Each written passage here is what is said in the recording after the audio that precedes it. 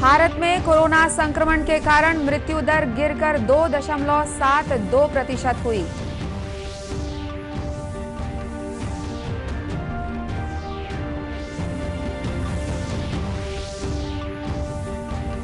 अखिल भारतीय बाघ अनुमान 2018 के चौथे चक्र को Guinness book of world record में किया गया शामिल।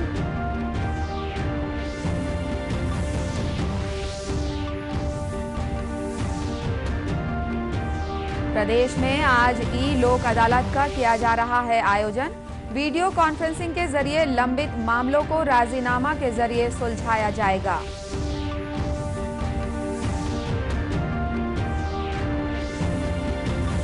और मुख्यमंत्री ने बहुउद्देशीय बोधघाट सिंचाई परियोजना और बस्तर अंचल के युवाओं को रोजगार से जोड़ने के लिए नाबार्ड से वित्तीय सहयोग मांगा।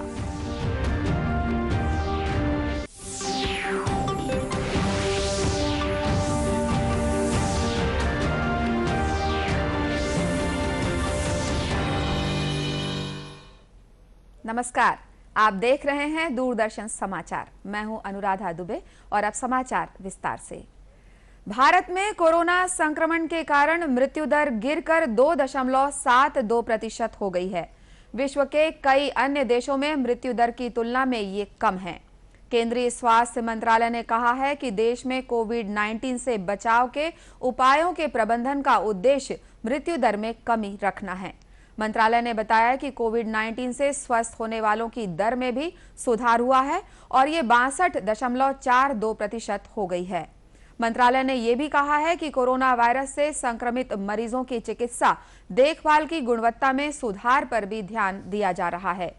इधर छत्तीसगढ़ की राजधानी रायपुर की सड़कों में इन दिनों यमराज और चित्रगुप्त की वेशभूषा धारण किए हुए लोक कलाकार घूम रहे हैं, जो लोगों को कोरोना संक्रमण से बचने के लिए जागरूक कर रहे हैं।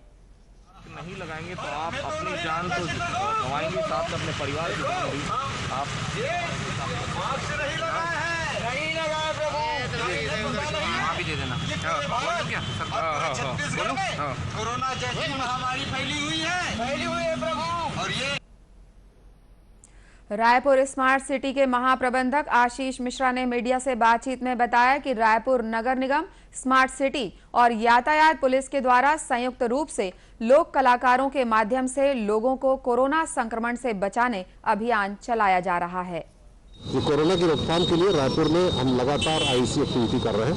आज इसके तहत रायपुर स्मार्ट सिटी, रायपुर नगर निगम और रायपुर ट्रैफिक पुलिस मिलकर लोक कलाकारों को इस इवेंट पे लेकर आई है और उसके तहत हमने यमराज और चित्रगुप्त ये दो कैरेक्टर्स लेके आए हैं और वो ये बता रहे हैं कि यदि आप घर से बाहर बिना मास्क के निकलते हैं, हाथों को बिना सैनिटाइज कर निकलते हैं, सोशल डिस्टेंसिंग को फॉलो नहीं करते हैं, तो किस तरीके से आप अपने परिवार को और स्वयं को मुश्किल में डालते हैं।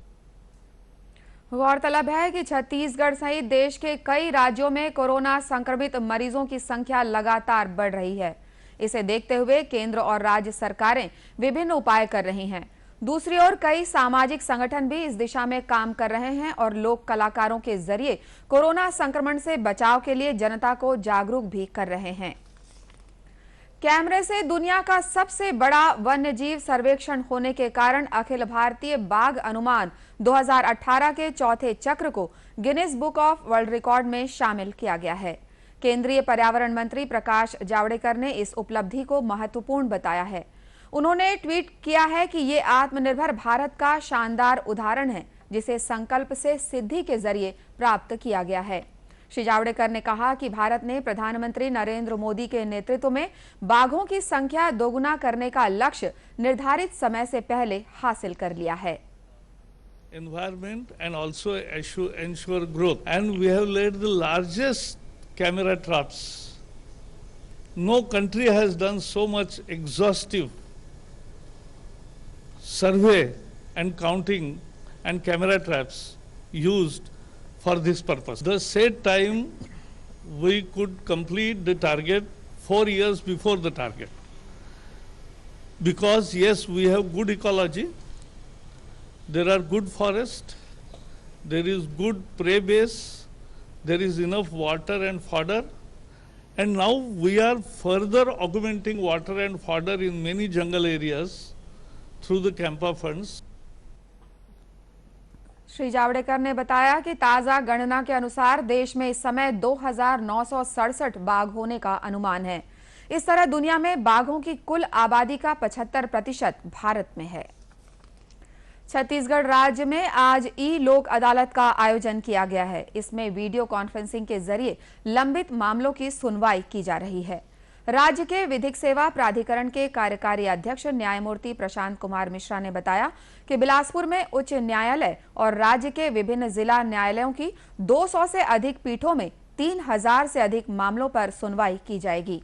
उन्होंने बताया कि यदि वकीलों और पक्षकारों को वीडियो कॉन्फ्रेंसिंग के जरिए संपर्क स्थापित करने में कठिनाई होती है तो वो अपना मामला व्हाट्सएप वीडियो कॉल के जरिए पेश कर सकता है। राजधानी रायपुर में 24 खंडपीठ बनाई गई है, जिसमें करीब 900 प्रकरणों पर सुनवाई हो रही है। वहीं बिलासपुर जिला न्यायालय में 9 खंडपीठ के जरिए 500 से अधिक मामले सुने जा रहे हैं। इधर दुर्ग जिला न्यायालय में 14 खंडपीठों का गठन किया गया है और 300 से अधिक प्रकरणों को ई लोक अदालत में रखा गया है।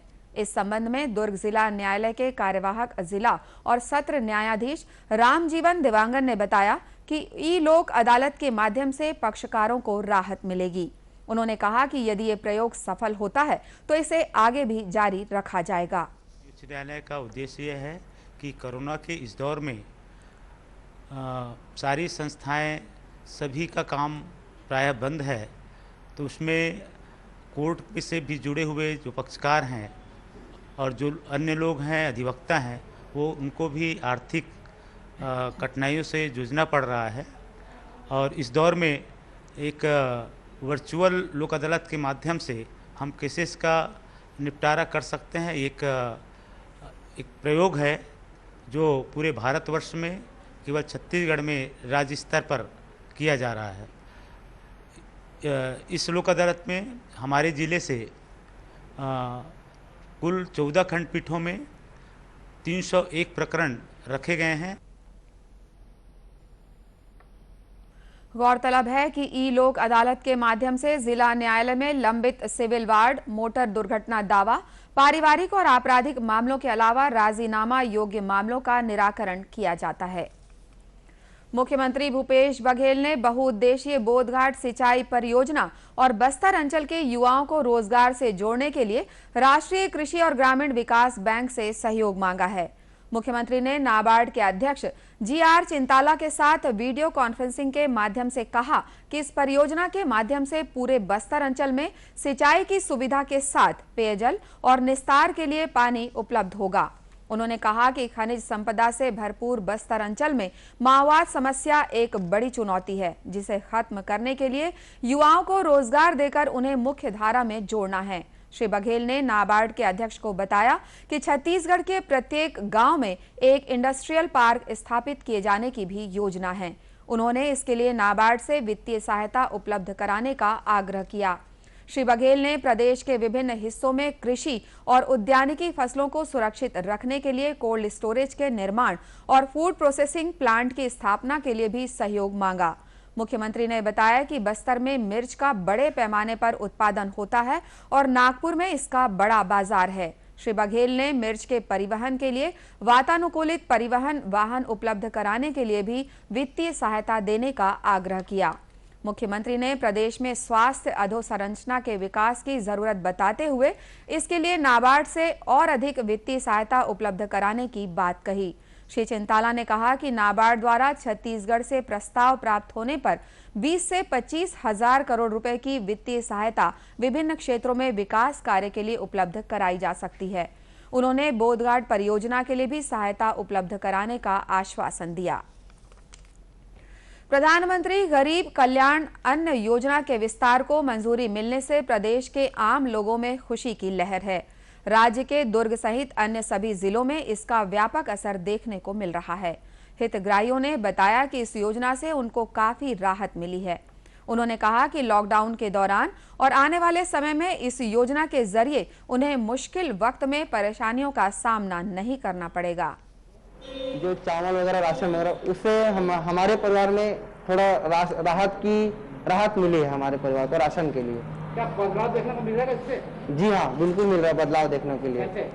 जो जैसे कोई गरीब परिवार को जिसको खाना के लिए थोड़ा तकलीफ हुआ अभी बीच में, अभी थोड़ा जिनको राशन नहीं मिल पा रहा था, उनको राशन कार्ड के माध्यम से प्रधानमंत्री गरीब कल्याण योजना से राशन उनको मिल रही है। प्रधानमंत्री गरीब कल्याण अन्न योजना को 5 माह के लिए बढ़ाकर प्रधानमंत्री जी ने अपनी संवेदनशीलता का परिचय दिया है। वैश्विक महामारी कोरोना के चलते गरीबों को जो रोजगार प्राप्त नहीं हो पा रहा है, ऐसे गरीबों को जिनकी संख्या लगभग 81 करोड़ पूरे देश में है, और उनको यह 5 किलो खाद्यान्न और 1 किलो चना उपलब्ध है सरकार करा रही है फ्री में। यह उनके लिए और उनके परिवार के लिए इस कालखंड में बहुत ही उपयोगी साबित होगा। गौरतलब है कि केंद्रीय मंत्रिमंडल ने प्रधानमंत्री गरीब कल्याण योजना पैकेज के जुलाई से नवंबर तक विस्तार को मंजूरी दे दी है। इस योजना से आगामी 5 महीनों तक हितग्राहियों को अनाज मुफ्त वितरित किया जाएगा। प्रदेश में रक्षाबंधन पर इस बार चावल, गेहूं, दाल, धान, पैरा, बांस और रुद्राक्ष जैसी परंपरागत चीजों से बनी आकर्षक राखियां भाइयों की कलाइयों पर सजेंगी। इसके लिए कोरबा जिले की कटघोरा क्षेत्र की महिलाएं स्वदेशी राखियां बनाकर नई मिसाल पेश कर रही हैं। जननी महिला संकुल संगठन धवईपुर की महिलाएं चाइनीज राखियों को टक्कर देने के लिए छत्तीसगढ़ी थीम पर राखियां बना रही हैं। समूह की 20-25 महिलाएं मिलकर नए और कलात्मक डिजाइन में राखियां बना रही हैं। महिलाओं ने 10,000 राखी तैयार करने का लक्ष्य निर्धारित किया है, जिसमें से 5,000 राखियां तैयार की जा चुकी हैं। इस नई पहल से एक ओर जहां आत्मनिर्भर अभियान को बढ़ावा मिल रहा है, तो वहीं महिलाएं आर्थिक निर्भरता की ओर कदम भी बढ़ा रही हैं। जननी महिला संकुल संगठन की अध्यक्ष देवेश्वरी जायसवाल ने बताया कि समूह की महिलाओं ने कोरोना संक्रमण से बचाव के लिए करीब 20,000 कपड़े के मास्क भी तैयार किए थे, जिनकी आपूर्ति विभिन्न जिलों में की गई है।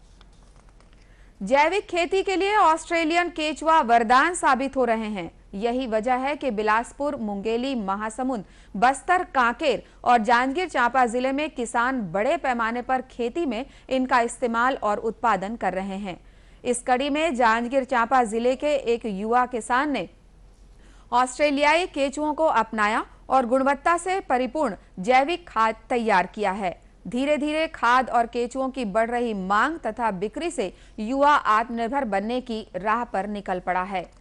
बहेराडीह गांव के युवा किसान दीनदयाल यादव ने दूरदर्शन समाचार से बातचीत में बताया कि ऑस्ट्रेलियाई केचुआ पालकर लॉकडाउन के दौरान उसने करीब 1.5 लाख रुपए की वर्मी कंपोस्ट खाद और केचुए की बिक्री की है। मैं यहाँ पर एक गांव का एक साधारण कृषक हूँ, कृषि विभाग का एक कृषक मित्र भी हूँ। यहाँ पर मैंने जो है केचुआ पालन मैंने शुरू किया है और केचुआ पालन करके जो है मेरी आर्थिक स्थिति में काफ़ी हद तक के सुधार है। हम न सिर्फ केचुआ 700 रुपये किलो में बाज़ार में बेच रहे हैं और कृषि विभाग को सप्लाई कर रहे हैं, बल्कि हम उससे जो निकला हुआ जो वर्मी कंपोस्ट है केचुआ खाद, उसको भी 10 रुपये किलो में हम इस तरीक़े से पैकेजिंग बना बना के जो है गमले के लिए दे रहे हैं। जो अभी जो नीचे में जो गमले जो दिख रहा है वो हम केचुआ खाद से जो है हम घर के छत के ऊपर पे जो है इस तरीक़ा से गमले में हम सब्जी, फल, फूल की खेती ले रहे हैं अपने परिवार के लिए, और इसमें किसी तरीक़ा से कोई रसायन का उपयोग हमने नहीं किया। गौरतलब है कि भारतीय केचुए वर्मी कंपोस्ट खाद तैयार करने की बजाय जमीन में घुसकर मिट्टी को भुरभुरी बनाते हैं।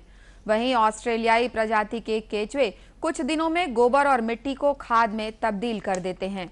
इसके अलावा भारतीय केचुओं की तुलना में ऑस्ट्रेलियाई केचुए उत्पादन अधिक करते तो हैं ही, बल्कि वे लंबे समय तक जीवित भी रहते हैं। अंत में मुख्य समाचार एक बार फिर। भारत में कोरोना संक्रमण के कारण मृत्यु दर गिरकर 2.72% हुई।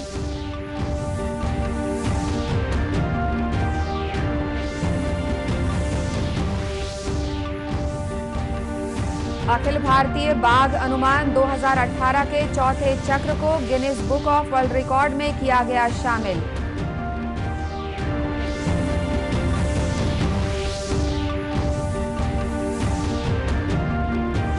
प्रदेश में आज ई लोक अदालत का किया जा रहा है आयोजन।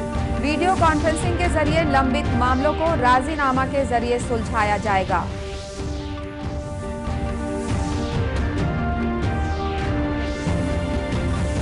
और मुख्यमंत्री ने बहुउद्देशीय बोधघाट सिंचाई परियोजना और बस्तर अंचल के युवाओं को रोजगार से जोड़ने के लिए नाबार्ड से वित्तीय सहयोग मांगा।